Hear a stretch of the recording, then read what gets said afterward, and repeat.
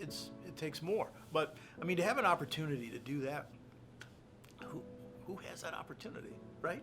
To have that kind of an impact on somebody. And so I think our teachers, I want them to know that, yeah, it's great if they learn the causes of the Civil War, right? Or if they learn the outcome of the War of 1812 or the Civil Rights Movement. That's all great stuff. But none of that matters if they don't like themselves, if they don't believe that they can be successful, if they don't like who they are. No one's ever looked at their favorite teacher and said, you know, that guy had great lesson plans. He really met state standards. They say, he knew who I was. He was invested in me. She cared about me. She allowed me to flourish as me. I'm a firm believer that once you get a kid to feel like they belong, to produce and to be successful academically, they're automatically going to feel better. It became about so much more than just my son. I knew we couldn't be the only ones, but I was unaware of how pervasive this need was. And so I was like, no, we are going to do this. They can learn. It is possible. Just to see that potential there. I don't want to hear any more about what he can't do. I want to hear about what he can do. The students that we have the best education that they could have. They have the best experience at a school that they could have. They really feel like they belong. They make friends. They enjoy themselves. They actually learn things. They're not sitting, somewhere in a classroom, not understanding something or feeling bored. I talk to the parents and, they're crying and I'm crying because it's the first time their son came home and said, I have a friend. I have the friend for the first time in my life, in my education. And, a lot of them, they really connect and they have a great time while they're learning and they grow. And if they were somewhere else, they wouldn't be successful. I think opening their eyes to different career paths and different opportunities is one thing that we get to do here that they maybe not focus on much in public schools. But yeah, I want them to focus on how can I better myself as a person and how can I be who I am. I think back on some of our success stories like Julia or like Ross, who may not have been successful anywhere else, that they most likely would not have graduated high school if it weren't for AIM. The confidence that it gave me to go forward. I could go somewhere with people who could teach me and work my butt off and get a good GPA, and that's good and all, but it's not the same as having confidence in yourself and believing in yourself. I look at myself when I came to AIM and then after I left when I graduated, and I was such a big improvement. It really is mind-boggling. No one's going to know more about the kids in the classroom than the teachers. The one constant at AIM High School is always going to be the faculty and the teachers, right? And the staff. We still have all of the teachers we started this program with. When you hear them talk about it, you can tell that they're energized. They love what they're doing. They're excited. They feel like they're part of something that is different, that's making a difference. Public schools who are doing a lot to try to help them. They have their accommodations and good intentions, but you're still trying to fit every student into a certain model that not every student is going to fit into well or be the best student they can be in that setting. This was a school that accepted me for who I was and helped me in learning the things that I need to learn in order to enter the next step in my life. You get him in a classroom where you've got a teacher that can spend time helping him figure out how he learns and respects him as opposed to seeing him as a disruptor. And, there's no way in a public school, I don't care how good of a teacher they are, they don't have the time to spend that my son needed to learn in a different way or learn the same thing 5 times over, whatever. It's just the way it is. So AIM filled that mission.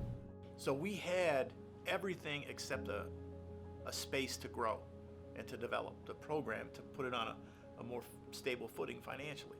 This building in Farmington Hills came open, and we were so fortunate that we had foundations that were so supportive of the program and had been with us since day one, wanted to see us be successful. They helped us attain this building. And as soon as we did, in less than 2 years, we had doubled our enrollment and almost doubled our teaching staff at the same time. We had this original group of 8 kids, and I just couldn't imagine not seeing them through. And there was some hardship in getting the school started, but the thing that kept me going is those people. Well, I just remember it being such a fun group. We were pioneers. We were starting from the ground up and reinventing the wheel for a system that was broken for so many kids, and we really got to practice and try what worked. Making the school around what the students needed, how they learned best. And so in a lot of ways, those, that original crew that first year really did help us form our school. And then we just evolved with our kids as we went. And so I think that is a huge part of why this model is so successful, because it is built around the students as opposed to the other way around. I'm really proud of everybody who persevered in starting up this school. It was not easy to do. There were a lot of setbacks, and a lot of people would have just given up, but there were a small group of people that just pushed through it and made the dream come true. And for those people, I am forever thankful. We never thought this is over. We thought we're going to do this because we have to do it. And not just for our son, but for all of the kids. I used to think about, all the 10 kids by name every night. I'm doing this for them. I'm doing this for all these kids. And failure is not an option. Imagine being 11, 12 years old and you're being dropped off or put into an environment where you're going to be a target. You don't fit in. You're not going to be successful. And I've seen it. I've heard the stories. I know what these kids go through. And the courage it takes for them to go into those places knowing that they're going to have a miserable day, it's inspiring to me. They need the same thing any other teenager needs or any other kid needs. They need to feel connected. They need to feel like they have a voice, and they need to feel like they're important. Where would they be if Aim High wasn't here? 10 years ago, they weren't born, or they were born in a toddler, and how would their parents know that they were going to need this? And here we are, all set up, ready for them. And that's just a gift from the founding faculty, from the founding supporters, and from the founding families. For me to see kids that come to the middle school now and can go all the way through AIM, their potential is unleashed. They are doing amazing. It's hard, I'm not saying it is easy, but they don't have to worry about getting their head shoved in a locker and being teased. Students come here and, they were bullied, they were picked on, they were not, successful with their academics, and they come here and they feel safe, and they, they enjoy it, they make friends, and with all of that combined, they become more confident, they become successful. And there's so many students and so many kids out there that really need that, and they're just struggling so much. So the more, the merrier. Making a difference, you're having an impact on kids, on their families, on how they're going to live the rest of their life. I'm not saying it's easy, because it's not easy. There are a lot of, we're working with kids that don't necessarily, that come here, that are a little damaged. Their will is damaged. Their ability to trust. And so it takes a lot of effort to do that, and you can't fake it. That's what I think. I think that's really the way you got to look at this. You can't fake what the teachers do here. You cannot fake their commitment. I think it works for our kids because it doesn't put them in one mold. It's not everybody has to be pushed through the system. Like, we know this kid needs to be here for a while and get used to it, then we're gonna push them. We push them when it's their time to be pushed. The thing about AIM that really helped me feel at home really was how everyone was different. Like, there was no one exactly alike. There were people who were here who were similar, but the diversity here, and that was something I really needed to be around and I think seeing a bunch of other people confident in who they were made me realize, what, I can feel this way too. I have nothing to be ashamed of, because there's nothing wrong with being yourself. So there's just this very dynamic nature to learning here, where the teachers are very willing to take a chance, see something either go well or not go well, and then change back or adjust based on that. So that was really one of the big hallmarks of the school that it really attracted us. The commitment and the small classrooms and the flexibility that are offered are what is needed for children that have difficulties like the children here have. And it's worth the effort and the extra time to get them here and pick them up and more than worth everything that we struggled through those 4 years. I do it again in a heartbeat. I think the best experiences, though, are always graduation, because a lot of times with this job you don't hear day-to-day thanks, and that's what they just feel the love that day, and you get a hug, and it's like it's worth everything by the end. So the best memory I'm ever gonna have at AIM was probably graduating, walking down that graduation aisle and getting up on stage and getting my diploma, because I didn't think that was gonna happen before I came to AIM. Coming here was probably one of the best decisions I ever made, because I don't think I would be where I am now or have the same kind of future ahead of me as I would if I was continued to attend a public school. So the AIM has definitely lit a path for me to a better and brighter future. I think kids are labeled that you're the bad kid, or you're the kid that needs extra help, or you're the kid that gets pulled out of the room because you're upset.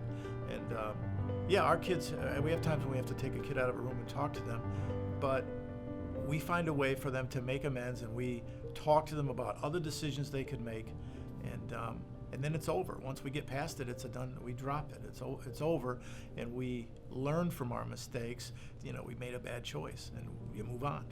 And I think the fact that they trust their teachers and their teachers' counsel goes a long way. You know, some of the most meaningful education at AIM takes place off to the side, in the 5 minutes of passing time, or after someone's homework done. There are conversations about who these young people are, what they aspire to, what's going on in their life. That's something no curriculum can ever account for. Every teacher had their own unique way of trying to distract us from our quote-unquote conflicts, and they never failed to make us laugh. People can come in here and say, this is my family. It's just like a family atmosphere. I mean, at the end of the day, it starts at the top. I mean, attitude reflects leadership, right? And the fact that my board allowed me to just be myself, the fact that they trusted me, allowed me to do that for the staff, and now the staff does it for the students, and I just think it's going to perpetuate itself. Honestly, it's the best place that you could work if you're a teacher. Like, everything about it is amazing. I can do everything in my power to make this kid thrive, and there's, like, whereas other schools I worked at, it's like you just couldn't do anything. It was out of your control, and I feel like here we can do everything in our power to make a kid have a successful outcome. I can't imagine a better team to work with. I think the nature of the school and the job has meant that the people that stick around and really invest in this turn out to be a really tight-knit, great group of people that we've formed over the years. I know a lot of people who look back on their high school years with a lot of pain and a lot of anger, and I don't think our kids will do that. I think they've looked back, they're gonna say this is where I became who I was supposed to be. Honestly, it's beyond my imagination what has happened since coming here. I think that both my husband and I would say that this has been what he needed. And he even now says, yeah, I'm glad I came. There needs to be more schools like this for kids. We did this because we had all of these committed people, committed parents, committed board members, donors that listen to each other.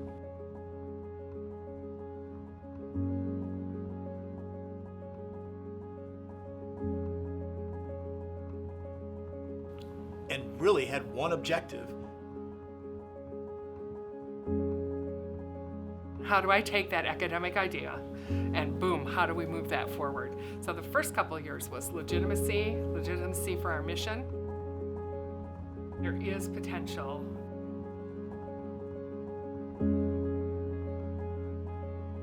Wasn't just for my son. It really is for the world.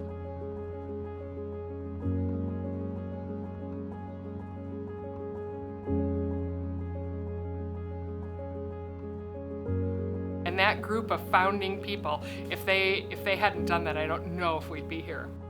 I don't know, there's a saying, it's simple, but it ain't easy, right? To me, if you just show up every day and hold yourself accountable to the person next to you, it's not that hard to have a good outcome.